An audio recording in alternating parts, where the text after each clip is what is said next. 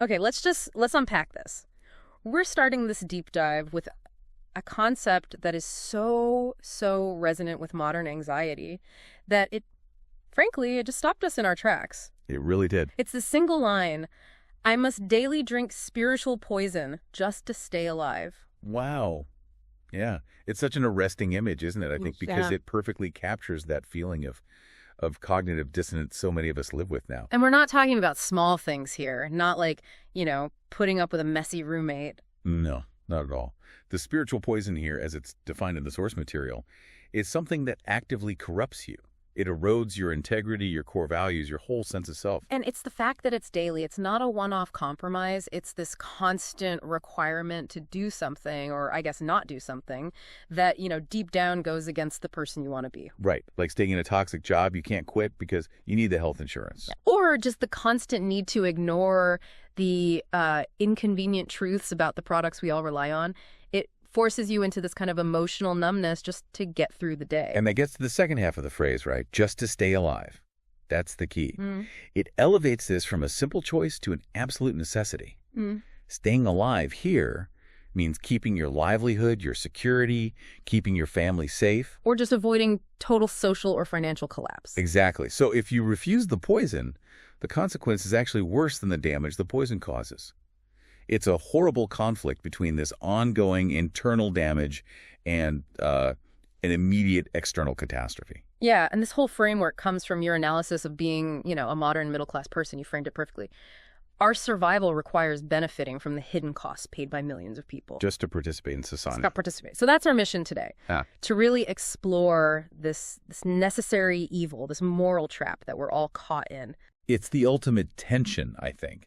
The very systems we rely on for comfort are the ones demanding this compromise from us. So when you start digging into why this poison is so necessary, the sources argue it's just. It's baked into the foundation of everything. Let's talk about that. The structural moral trap. Yeah. The entire infrastructure of modern comfort, your phone, your coffee, the clothes you're wearing, it requires participating in systems of exploitation that feel, impossible to escape. We have to ground this in specifics, though. I think it's important. Where does this poison actually come from? It's not some abstract idea. Right. It's the constant, conscious, or maybe unconscious participation in harm. Let's just take your phone.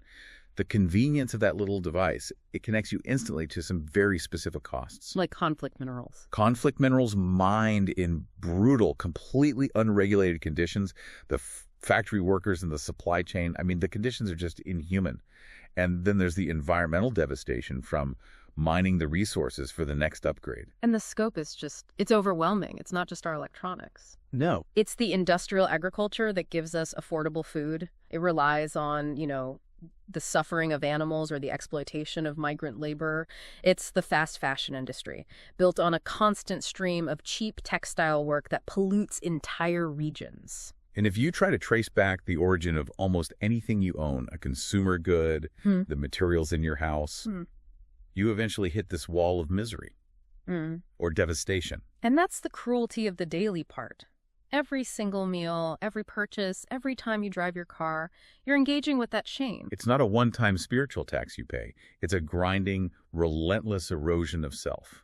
And you highlighted a fascinating point here, that the individual is poisoned twice. Right. First by participating, buying the thing, working the job, and then a second time by the awareness of what it all costs someone else. Just the effort required to keep that awareness from crushing you is utterly exhausting. That's exactly. And I think that's why for so many people, the ethical consumption movements, while they're so well-intentioned, they just feel insufficient. Like a drop in the ocean. It feels like just salving your conscience. You can't buy your way out of the problem because the problem is the entire operating system of modern globalized life. You're still benefiting. You can't fully refuse without sacrificing your own stability. So once you realize how deep the trap is, the question changes. It's not how do I escape anymore, it's how do I survive knowing. Right. Which leads us straight into the mechanism of numbness. So how does the mind cope with that constant grinding awareness? Well, it develops a defense mechanism. We can call it a spiritual immune system, but what it really is desensitization. I love that framing. An immune system. What once would have absolutely horrified you. Yeah. The knowledge that your comfort depends on someone else's misery, it just becomes background noise. The outrage you felt, it dulls. The grief becomes manageable. You learn to compartmentalize. You survive by killing off the part of yourself that felt those things too acutely. And what's fascinating is how the language shifts once that kicks in.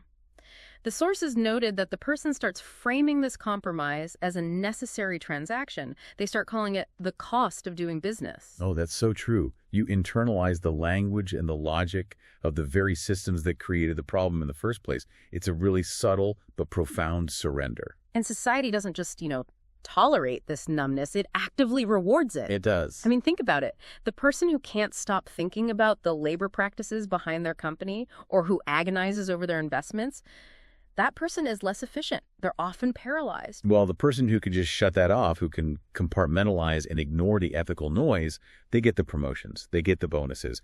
They're seen as more functional. It creates this, terrible efficiency. The less sensitive, more functional person becomes the ideal employee, the ideal consumer. They don't slow the system down.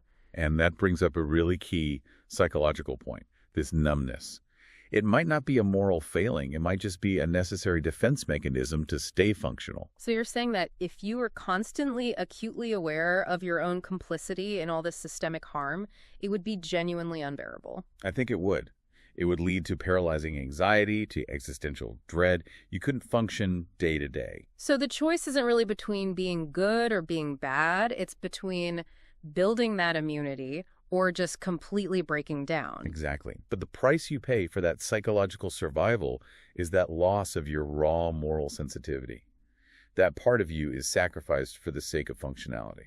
And this is where the friction really starts. When you try to push back even a little bit against this collective numbness. You immediately become a problem. The sources call this person a walking mirror. A walking mirror. I like that. So even simple choices like trying to eat a plant-based diet or refusing to buy fast fashion, they're never just about food or clothes, are they? No, because they expose how uncomfortable everyone else is. Your partial refusal is. It's implicitly triggering for them. It raises the very question that everyone else has worked so hard to just push down and suppress. Why am I choosing this poison? Right. Your presence reminds them that their numbness is a choice. It's constructed, it's fragile, it's not inevitable, and you become this, annoying alarm clock they really want to turn off. And that's when the backlash begins. Yeah. The whole goal is to undermine your choice so everyone can feel secure again in that collective numbness. You get the jokes, right? The performative eye rolling when you ask what's in a dish. The dismissiveness. Oh, it's just how the world works. Get over yourself. Yep. That one's common. Or, my favorite, the immediate hunt for hypocrisy.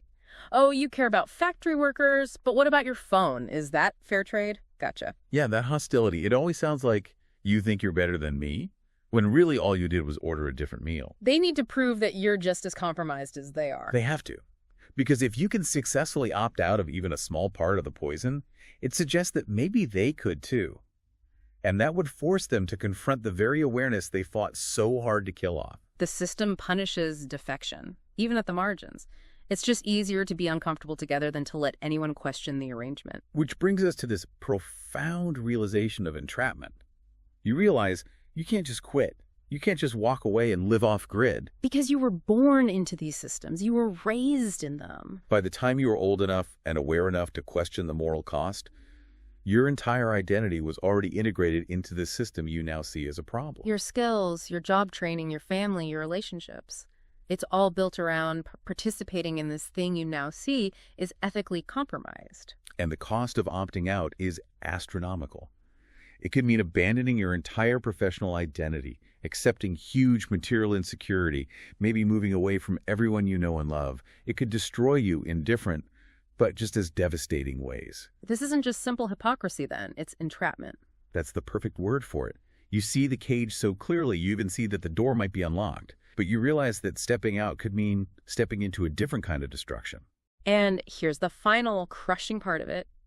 Your individual escape. It wouldn't even change the system. Not meaningfully. Yeah. The suffering would continue, whether you have your morning coffee or not. So faced with this impossibility, this inability to refuse the poison yourself, you identified what you see as the most coherent ethical response you can make. And that is the conscious choice to not have children. It's a really powerful and difficult pivot. It reframes the refusal to reproduce. It's not about selfishness, which is how society usually judges it. Right. It frames it as an act of mercy. You are refusing to conscript another human being into this impossible moral situation that you've just spent your whole life trying to navigate. So what does that refusal actually prevent?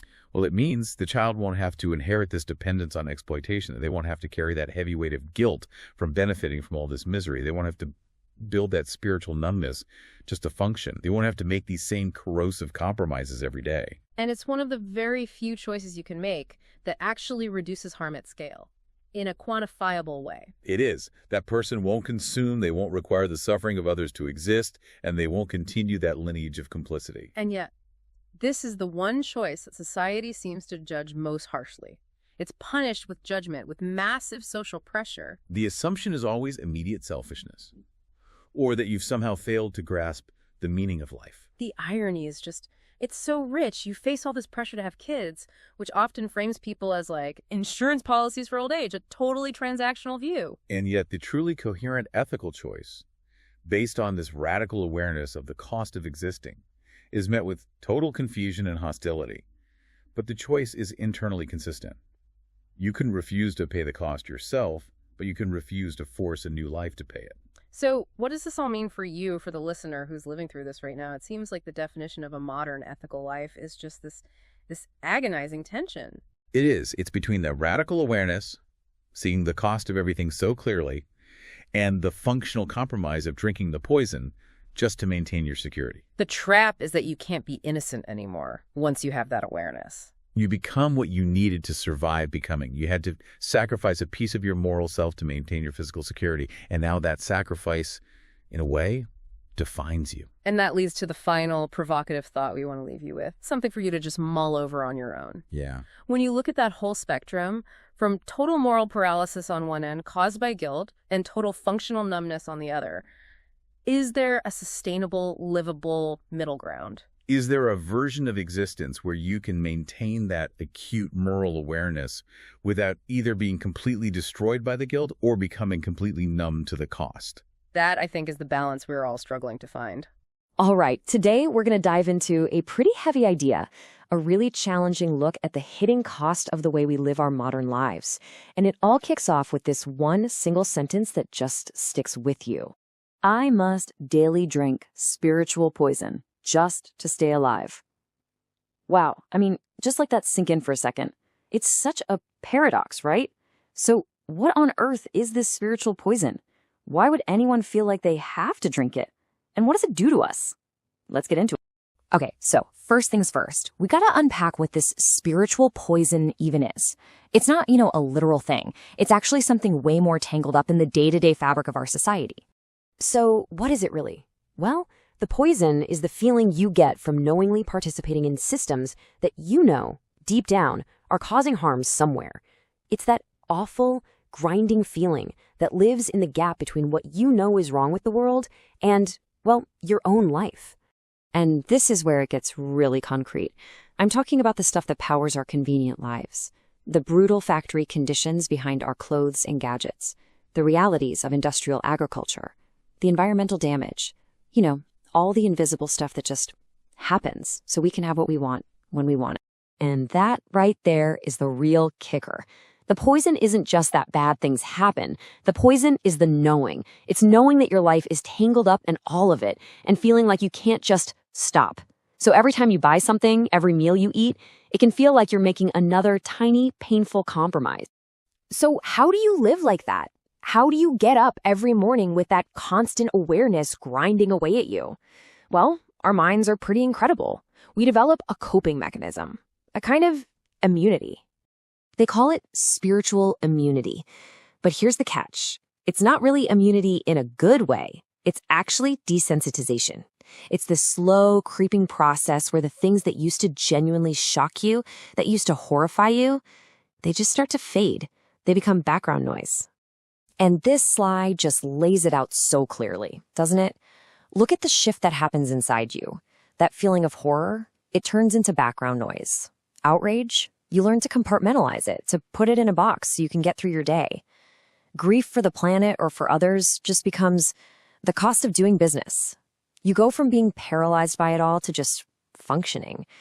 It's how you survive, right? So you build up this numbness to cope. But what happens if you try to fight it?